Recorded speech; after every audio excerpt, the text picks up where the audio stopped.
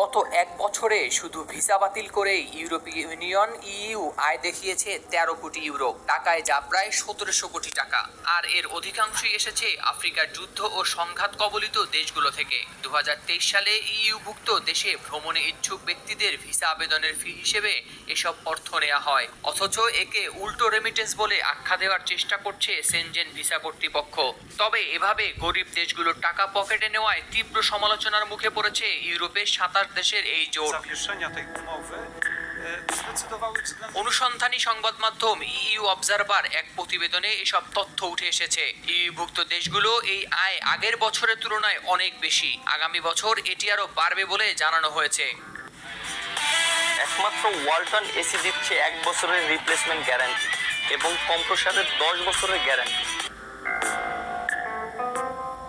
দুই বেসরকারি সংস্থা লাগো কালেকটিভ এবং ওথো মন্তেগাজ্জা থেকে পাওয়া পরিসংখ্যানের ভিত্তিতেই সংবাদ মাধ্যমটি এ প্রতিবেদন প্রকাশ করে। প্রতিবেদন অনুসারে ২০২৩ সালে প্রত্যাখ্যাত সেনজেন ভিসা ফি থেকে পাওয়া এই আয়ের ৯০% এসেছে আফ্রিকা এবং এশিয়ার দেশগুলো থেকে। ২০২২ সালে একই খাত থেকে আয় ছিল ১০ কোটি ৫০ লাখ ইউরো। ২০২৪ সালে এই আয় আরও বাড়বে বলেই তাদের ধারণা, কারণ চলতি মাসের ১১ জুন থেকে ইইউ ভ্রমণে আসতে ইচ্ছুক প্রাপ্তবয়স্কদের ভিসা আবেদন ফি ৮০ ইউরো থেকে বাড়িয়ে ৯০ ইউরো করেছে ইউরোপীয় কমিশন।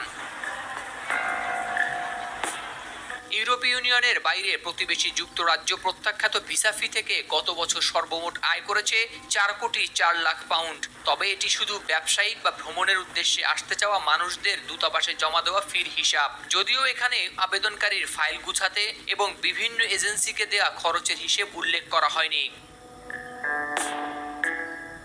প্রতিবেদনে বলা হয়েছে, ইউরোপ এবং যুক্তরাজ্যে স্বল্পমেয়াদী ভিজিট বা ভ্রমণ ভিসা প্রত্যাখ্যানের হার নিম্ন ও মধ্যম আয়ের দেশগুলোতে বেশি। আফ্রিকান দেশগুলো, বিশেষ করে ঘানা, সেনেগাল এবং নাইজেরিয়ায় প্রত্যাখ্যানের হার ৪০ থেকে ৫০%।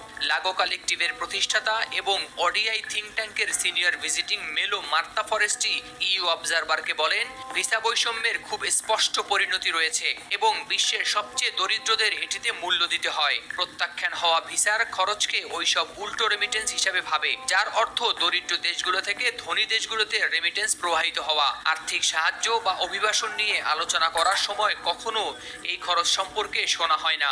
তবে সময় এসেছে এটি নিয়ে চিন্তাধারা পরিবর্তন করার বলে মন্তব্য করেন এই থিঙ্ক ট্যাঙ্কার। তবে এর জবাবে ইউরোপীয় ইউনিয়নও দিয়েছে নানা যুক্তি। তারা বলেছে, ইইউ সদস্যভুক্ত ২৭টি দেশে সমস্ত অনিয়মিত অভিবাসীদের প্রায় অর্ধেকই তাদের ভিসার মেয়াদ শেষেও থেকে যান। গত বছর ৮৩,০০০-এরও বেশি ধরনের অভিবাসীকে ফেরত পাঠানো হয়েছে। তাই এসব বিবেচনা করে তারা ভিসা বাতিলে বাধ্য হন।